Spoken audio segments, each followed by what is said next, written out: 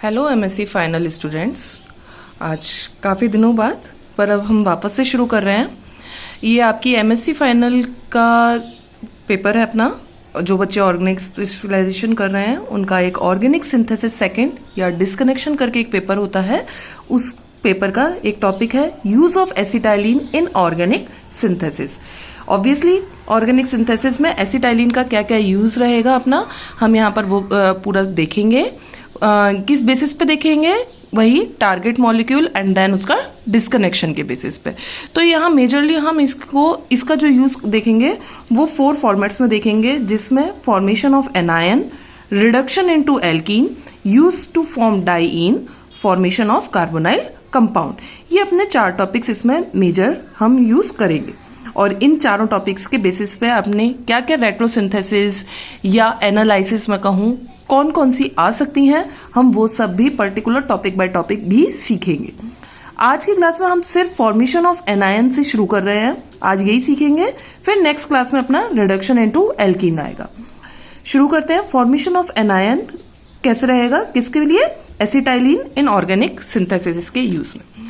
तो स्टूडेंट्स अगर आप देखें तो एसिटाइलिन हमारा, मैंने यहाँ पर वर्ड यूज करा है, acetylene is readily available organic compound.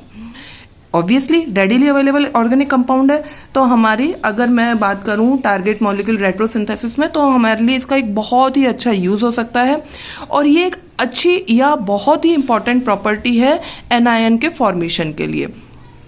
यहाँ पर मैंने यही चीज मेंशन भी करी है। It's first important property is the ability to form an anion. अब ये जो एनायन बनाएगा वो किसके थ्रू बनाएगा? सोडामाइड के साथ की प्रेजेंस में, सोडामाइड के साथ लिक्विड अमोनिया की प्रेजेंस में, या मैं कहूँ ग्रिग्नार्ड रिएजेंट के साथ, या फिर ऑर्गेनोलिथियम के साथ। ओवरऑल अगर हम बात करें तो यहाँ पर हम क्या कर रहे हैं? एनायन बना रहे हैं, या मैं कहूँ सॉल्ट की प्रिपरेशन कर रहे हैं। कैसे? जैसे सोडामाइड है तो ऑब्वियसली बात है सोडियम में यहाँ पर पॉजिटिव चार्ज रखे हैं और अमोनिया नेगेटिव चार्ज रखे हैं। अब एसिटाइलिन में अगर मैं बात करूं तो due to electronegativity difference, carbon अपने पास कौन सा चार्ज रखेगा? अपना नेगेटिव चार्ज रखेगा, और हाइड्रोजन अपने पास कौन सा चार्ज रखेगा? पार्शियली पॉजिटिव चार्ज रखेगा। तो जब अब इनकी ये वाली बात आएंगी तो ऑब्वियसली इलेक्ट्रोनेगेटिविटी डिफरेंस के बेसिस पे हमने इनके ऊपर जब चार्ज देख लिया तो नेगेटिव किसके पास जाएगा? पॉजिटिव के पास, और पॉजिटिव वाला किसके पास जाएगा? नेगेटिव के पास। सॉरी, यहाँ NH2 है, NH3 नहीं है। ये H+ के साथ रिएक्ट करके ammonia as a gas release कराएगा और सॉल्ट की प्रिपरेशन होगी, तो कार्बन के ऊपर नेगेटिव और मेटल पॉजिटिव चार्ज रखेगा। इसी तरीके से ये ग्रिग्नार्ड रिएजेंट के साथ रिएक्ट करेगा, इसी तरीके से ये ऑर्गेनोलिथियम के साथ रिएक्ट करेगा। ओवरऑल किसकी फॉर्मेशन करेगा?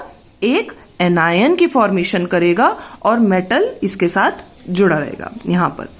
अब जब ये कार्बन आयन बन जाएगा तो ऑब्वियसली बात है कार्बन आयन बन गया तो ये फर्दर आगे रिएक्ट करेगा। तो ये किस तरीके से रिएक्ट करेगा हम उसकी बात करते हैं। ये जो न्यूक्लियोफाइल बना है ये अलग अलग इलेक्ट्रोफाइल के साथ रिएक्ट करेगा। उनमें कौन कौन से हो सकते हैं? जैसे एल्काइल हैलाइड हो गया, कार्बोनाइल कंपाउंड हो जाएगा, इपॉक्साइड हो जाएगा, ऐसे ही और सबके साथ ये रिएक्ट कर सकता है जो हमें अलग अलग प्रोडक्ट देंगे। फॉर एन एग्जाम्पल हमने यहाँ पर 3 टाइप के कार्बन आयन की प्रिपरेशन देखी है, तो कार्बन पे नेगेटिव और मेटल पॉजिटिव भी आपको इस तरीके से मिल सकता है। तो कार्बन आयन नेगेटिव है, किसके ऊपर जाएगा? जो इलेक्ट्रॉन डेफिशिएंट है उसकी तरफ जाएगा। इलेक्ट्रॉन डेफिशिएंट अगर मैं एल्काइल हैलाइड की बात करूं तो X अपना क्या है? कोई भी एक हैलोजन है। Due to rich of electronegativity इसके पास इलेक्ट्रॉन्स के पेयर ज्यादा होंगे, तो ये पार्शियली नेगेटिव और ये पार्शियली पॉजिटिव होगा। इसके पार्शियली पॉजिटिव होने की वजह से ये कार्बन आयन किसके पास जाएगा? एल्काइल के पास जाएगा और एल्काइल के साथ ग्रुप बनाएगा। तो और X- यहां से बाहर निकाल देगा, तो NaX बाहर निकल सकता है, MgX2 करके बाहर निकल जाएगा। कुछ भी अपना मेटल के साथ हैलाइड ग्रुप अपना बाहर निकल जाएगा। तो प्रोडक्ट क्या बन जाएगा? CH ट्रिपल बॉन्ड C और ये एल्काइल ग्रुप आ गया। इसी तरीके से अपना ये इपॉक्साइड रिंग के साथ भी अटैक कर सकता है, कार्बोनाइल कंपाउंड के साथ अटैक कर सकता है। इपॉक्साइड रिंग के बाद अभी मैं बाद में बात करेंगे, पहले कार्बोनाइल के साथ बात करते हैं। ऑब्वियसली ऑक्सीजन की इलेक्ट्रोनेगेटिविटी ज्यादा है और ये कार्बन यहाँ पर अपना इलेक्ट्रॉन डेफिशिएंट है, तो कार्बन आयन किस पे जाएगा? इस कार्बन पर जाकर अटैक करेगा। जैसे ही अटैक करेगा ऑक्सीजन अपने पास इलेक्ट्रॉन खींचेगा और नेगेटिव चार्ज जनरेट करेगा। तो क्या बनेगा students? HCl triple bond carbon. अब ये वाला कार्बन आया, इसको मैं 1 नंबर देती हूँ ताकि आपको डिनोट होने में आसानी रहे, 1 नंबर। और इस कार्बन पे कौन है? ऑक्सीजन है। ऑक्सीजन पे नेगेटिव चार्ज आ गया और इसके ऊपर ये 2 ग्रुप लगे हुए।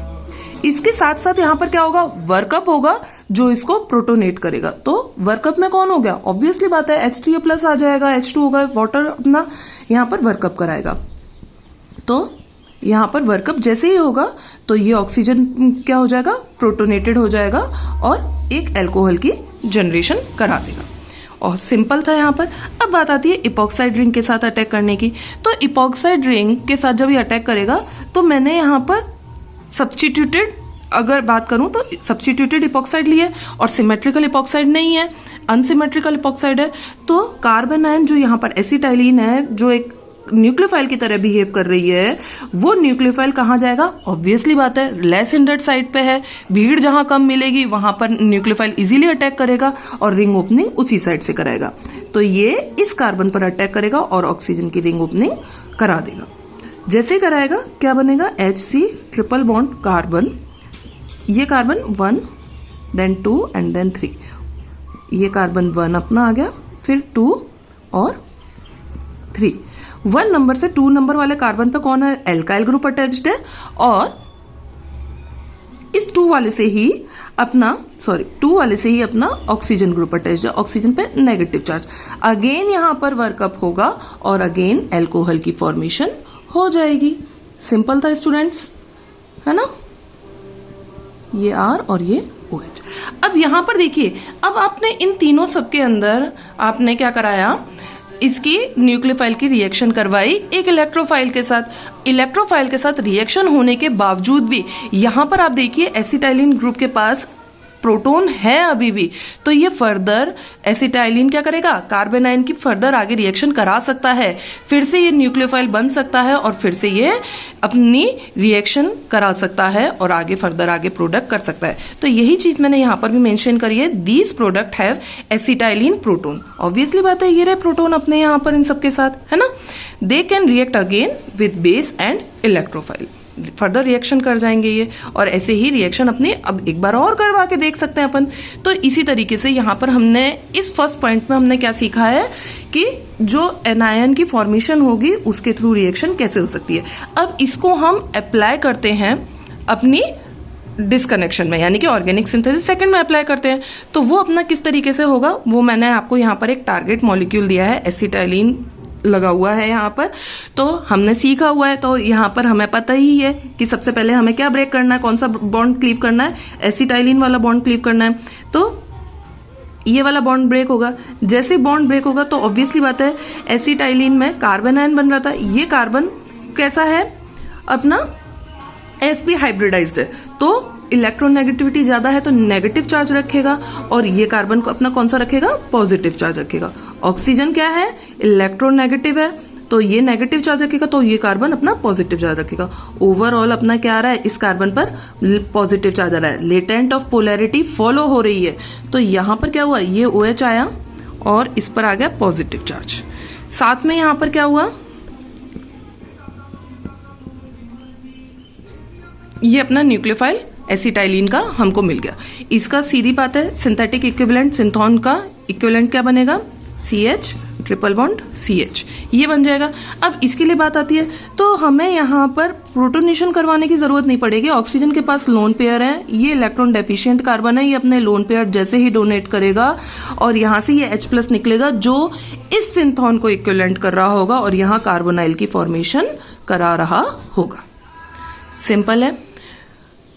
इसी तरीके से आपके एग्जाम में शॉर्ट क्वेश्चन में एक तो इसके बारे में पूछ सकता है, या ये 2 नंबर के बेसिस पे आपको ये टारगेट मॉलिक्यूल दे सकता है। इसकी सिंथेसिस देख सकते हैं। लास्ट में अपना क्या बन रहा है भाई? ऑक्सीजन है, लोन पेयर अपने जैसे ही डोनेट करेगा ऑक्सीजन पे क्या हो जाएगा? पॉजिटिव चार्ज आ जाएगा, वो H+ निकालेगा। जो H+ निकलेगा प्रोटोनेशन कहाँ कर देगा? इस एसिटाइलिन वाले कार्बन आयन पर। तो ये क्या करेगा? लास्ट में हमारे पास क्या मिल रहा है हमको? एसिटाइलिन ही तो मिल रहा है हमको। लास्ट में हमें इक्विवेलेंट के तौर पे कौन मिल रहा है? एसिटाइलिन मिल रहा है। तो हमारा स्टार्टिंग मटेरियल कौन हुआ? एसिटाइलिन हुआ, जो किस में चेंज कराना है? हमें कार्बन आयन में चेंज कराना है। तो ये किसके साथ रिएक्शन करेगा? सोडामाइड ले लेते हैं यहाँ पर हम लोग। सोडामाइड के साथ रिएक्शन करेगा, लिक्विड अमोनिया के प्रेजेंस में करेगा, ammonia as a gas release करवाएगा और कार्बन आयन की जनरेशन करवाएगा। सेकंड हमारे पास स्टार्टिंग मटेरियल कौन है? कार्बोनाइल है। ये कार्बोनाइल के साथ रिएक्शन करा रहा होगा।